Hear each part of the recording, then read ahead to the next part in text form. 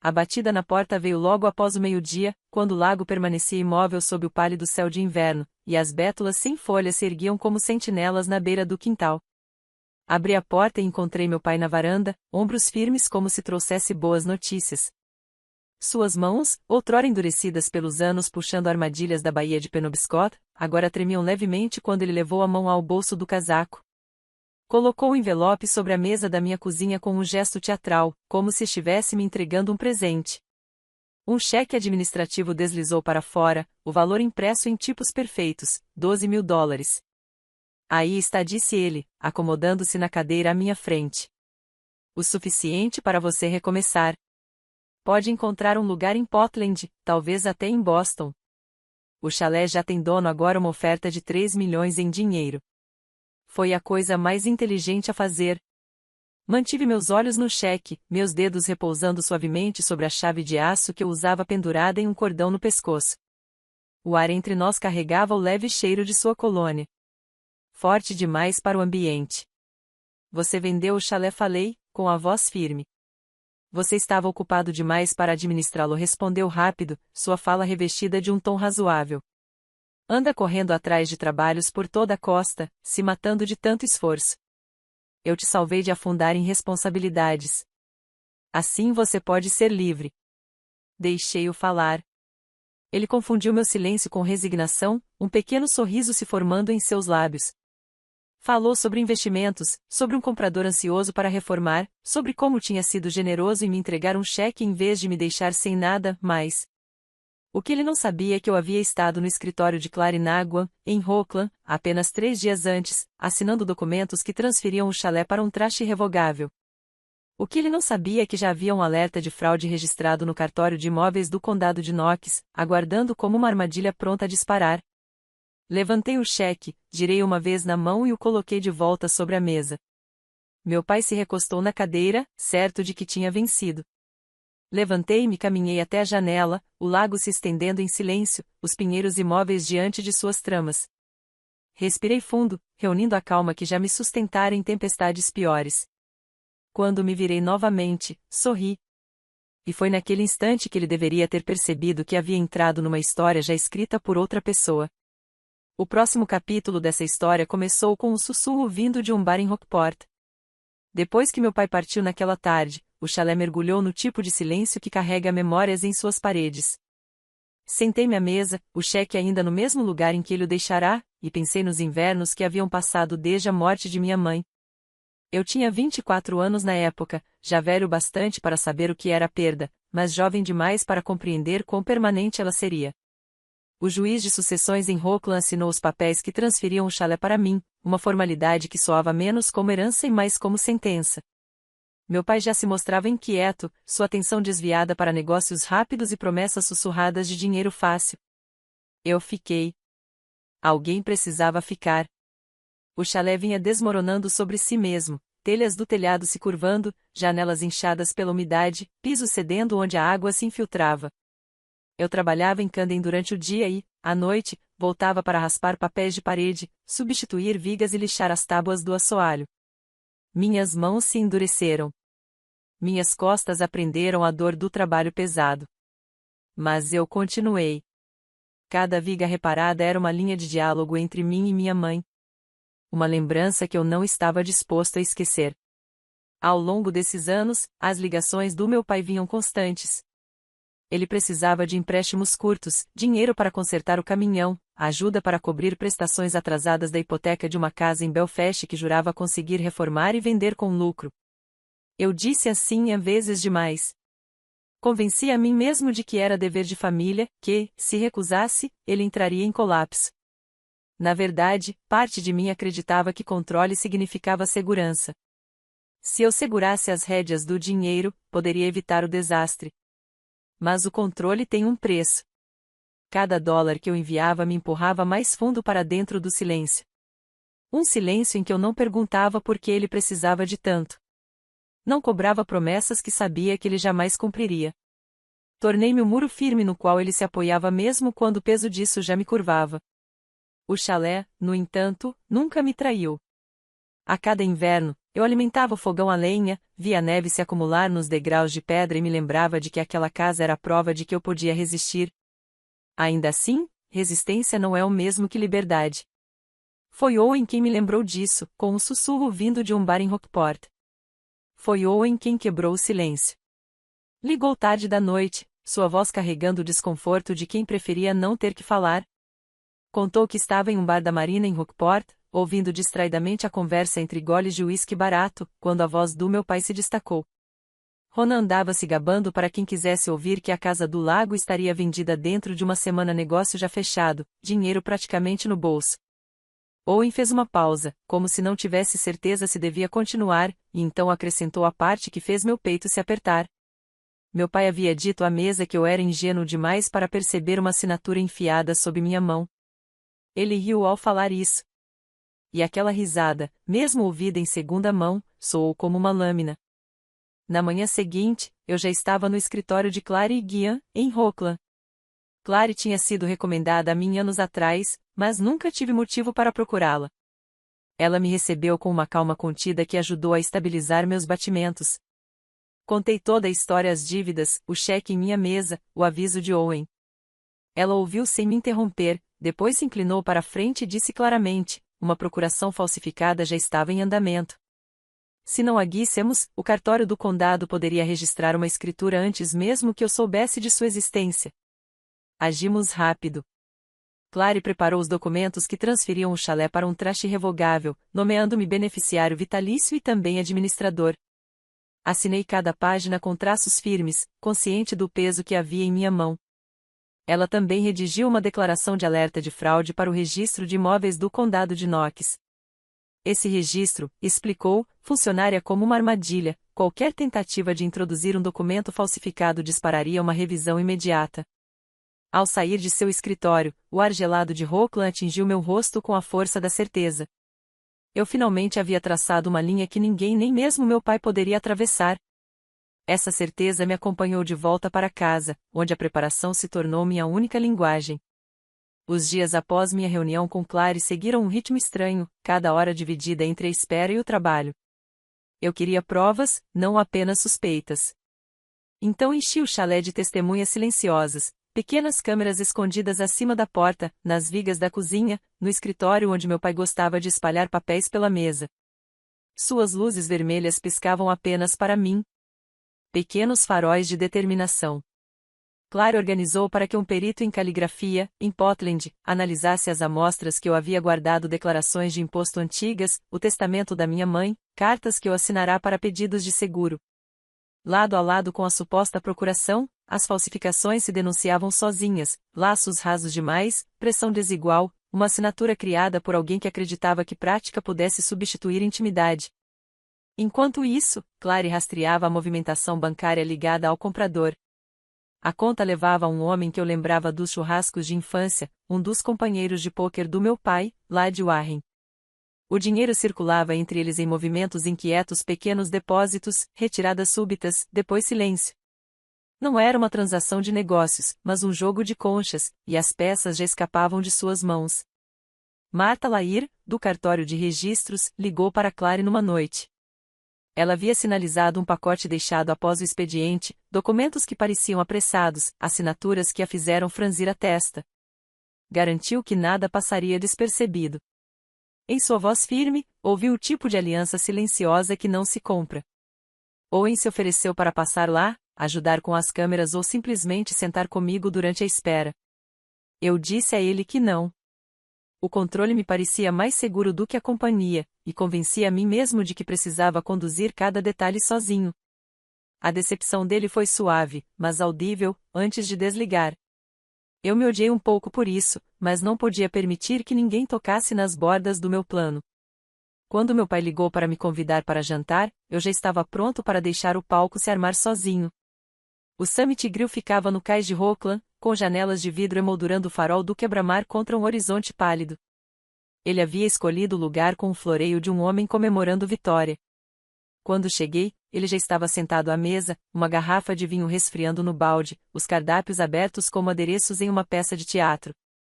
Sente-se, Sable disse, a voz cheia de entusiasmo. Esta é uma noite de despedidas, mas também de começos. Você vai ver. Sentei-me, dobrando o guardanapo sobre o colo, como se nada em mim tremesse. Ele encheu 2 taças de vinho e ergueu a dele num brinde. A sua liberdade, disse. Chega de carregar aquele lugar sozinho. Eu te libertei do fardo. Deixei minha taça tocar na dele, embora não bebesse. Ele se recostou na cadeira, a satisfação iluminando seu rosto. Você deveria me agradecer. 3 milhões não é um mau preço. Garantiu nosso futuro, e os 12 mil, bem, essa é a minha forma de garantir que você continue de pé. As palavras escorregaram sobre mim como gelo. Ele queria que eu fosse grato por ser cortado da minha própria vida. Em vez disso, sorri de leve expressão que ele confundiu com rendição. No meio da refeição, Clary entrou. Fingiu surpresa ao me ver e perguntou se poderia se juntar a nós. As sobrancelhas do meu pai se ergueram, mas ele, educado, gesticulou em direção à cadeira vazia. Ele ainda acreditava que tinha todas as cartas nas mãos. Quando o garçom retirou nossos pratos, ele começou a falar com mais liberdade, talvez encorajado pelo vinho. Sua voz ficou mais baixa, marcada por algo cru. Sabe, sua mãe sempre teve você como favorito, até no testamento. Aquela casa deveria ser minha por direito. Eu construí o cais, consertei o telhado, paguei os impostos quando ela não podia. E o que o juiz fez? Entregou tudo a você, como se eu fosse um detalhe sem importância. Observei-o com atenção. Por baixo da arrogância, havia a ferida que alimentava cada um de seus esquemas. Ele não tinha apenas tentado vender o chalé. Estava tentando apagar a marca que acreditava que minha mãe havia gravado em pedra no dia em que a partilha foi concluída. Clary encontrou meus olhos e me deu o menor dos acenos. A máscara estava escorregando. O palco quase pronto para a verdade que o despedaçaria. O momento chegou mais cedo do que eu esperava, quando o jantar deixou de ser encenação e virou julgamento. O garçom colocou novas taças de vinho sobre a mesa, e Clary se inclinou para a frente, sua voz soando quase casual. Ronin, por acaso estive no cartório esta semana. Interessante a época de alguns documentos registrados em seu nome. O garfo dele parou no ar. Que documentos? Ela puxou uma pasta de sua bolsa e a deslizou pela mesa. Dentro estavam cópias das escrituras do Trash, carimbadas e datadas 3 dias antes. Esse chalé não está mais vulnerável às suas assinaturas. Pertence agora a um Trash irrevogável, com Sable como beneficiário vitalício. Qualquer escritura registrada depois disso é nula. O rosto do meu pai escureceu. Ele folheava as páginas como se a descrença pudesse desfazer a tinta. Você não pode fazer isso comigo. Eu já tinha um comprador. A voz de Clary permaneceu calma, quase clínica. O tal comprador está ligado a uma conta de fachada em Warren, vinculada diretamente a um dos seus conhecidos do pôquer. O dinheiro nunca chegou a passar pela conta de custódia. Se você afirmou o contrário, isso já configura fraude. Ele bateu a pasta com força. Você acha que é esperta, mas eu investi anos naquela propriedade. Paguei contas quando sua mãe não podia. A Sable me deve. Senti as palavras queimarem por dentro, mas mantive a calma. Eu não te devo roubo. Ele se inclinou mais perto, abaixando a voz como se segredos pudessem salvá-lo. Você não entende. Eu estou me afogando. Thomas e Linders estão no meu encalço. Não consigo andar no porto sem alguém me lembrar das minhas dívidas. Vender aquele lugar era minha chance de me manter de pé. A expressão de Clary endureceu. E falsificar uma assinatura, explorar a própria filha, segundo a lei do Maine, isso é fraude documental, tentativa de roubo por engano e exploração financeira de um membro da família. O promotor poderia apresentar acusações amanhã mesmo. Por um instante, a arrogância se esvaiu dele. Os olhos correram até a janela, onde o farol piscava contra o céu que já escurecia. Então ele se endireitou, convocando sua última defesa. E agora? Vai me arrastar daqui algemado? Ainda não respondeu Clary. Promotores costumam considerar a restituição. Se você começar a pagar, se cooperar, isso pode influenciar na forma como as acusações serão conduzidas. Mas não se engane, sua exposição é real. e o relógio já começou a correr. O silêncio se instalou entre nós, denso como a maré lá fora. Ele se mexeu na cadeira, de repente menor, e percebi que aquele jantar não era uma despedida.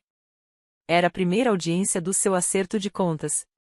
Os verdadeiros termos seriam definidos nos dias seguintes, quando os limites precisariam ser escritos com tinta.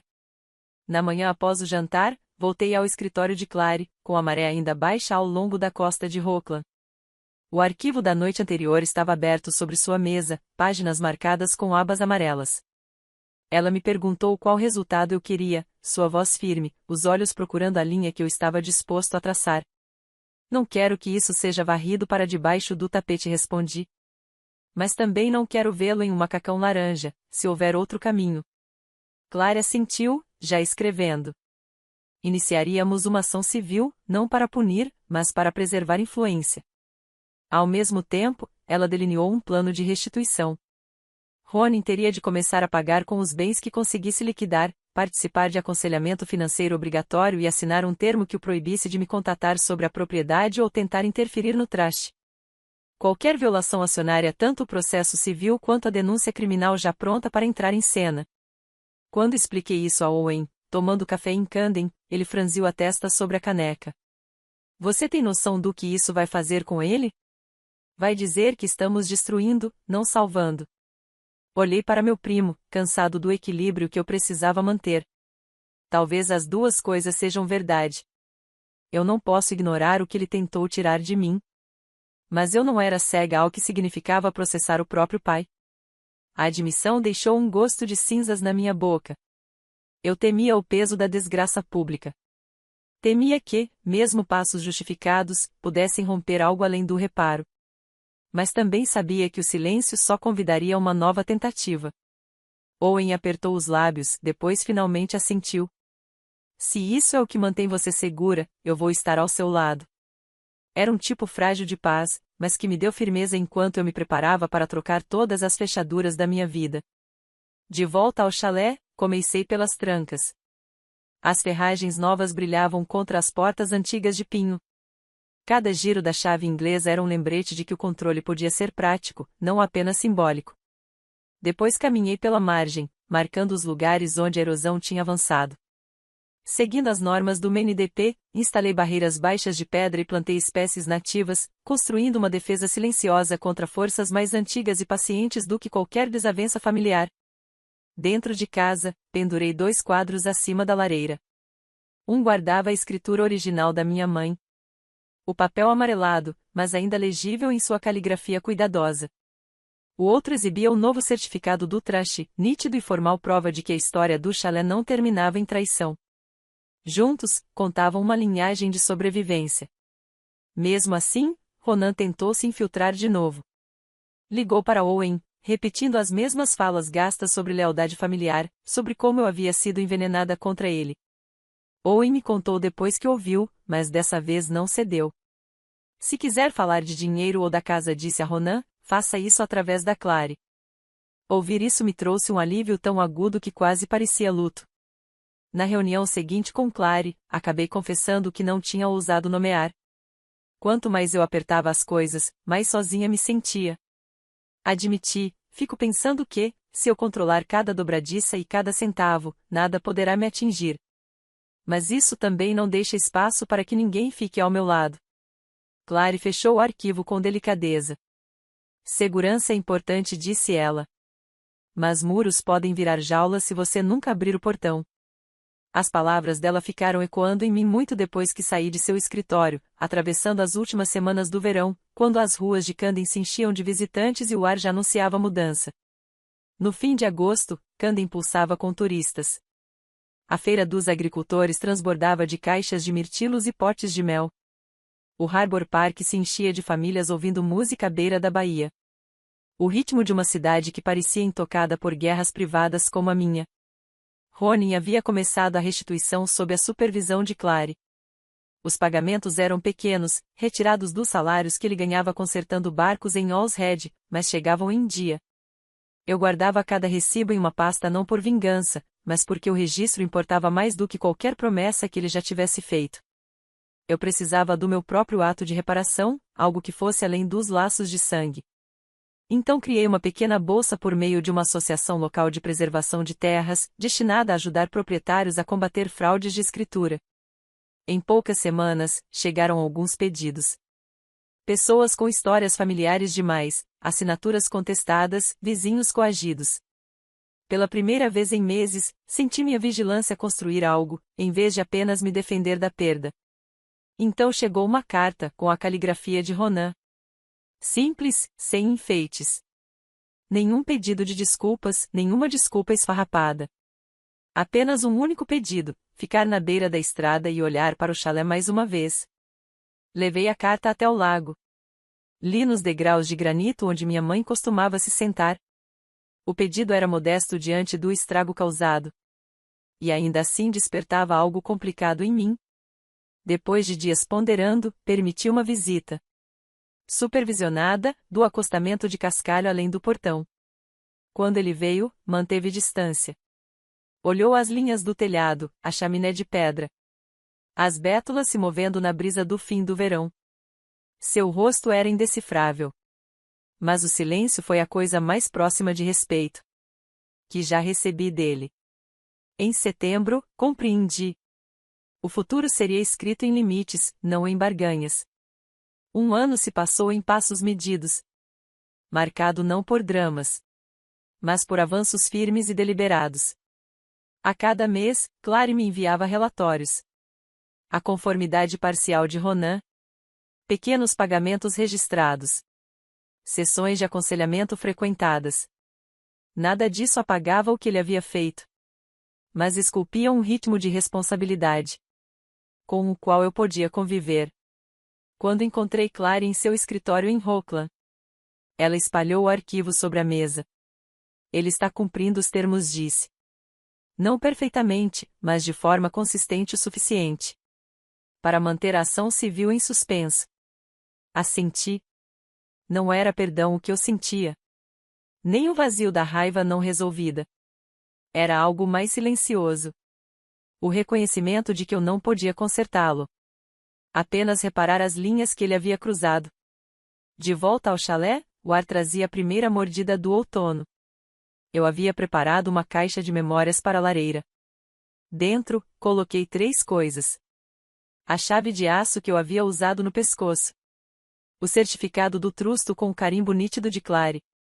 E a fotografia do chalé que minha mãe tirou no verão antes de morrer. Juntos, contavam uma história de sobrevivência. Do que quase foi perdido e do que havia sido recuperado. Afastei-me e observei a pequena exposição. A chave já não precisava repousar contra minha pele. Ela pertencia ali, atrás do vidro. Como artefato e promessa. O chalé respirava sua própria vida silenciosa ao meu redor. Suas paredes já não tremiam sob ameaça. Do lado de fora, as bétulas balançavam. E o lago refletia a luz como vidro polido. A sombra de meu pai permanecia em algum lugar além do portão. Mas ele já não estava dentro. Aquele limite era meu para manter. E eu pretendia guardá-lo. A história do chalé não havia terminado.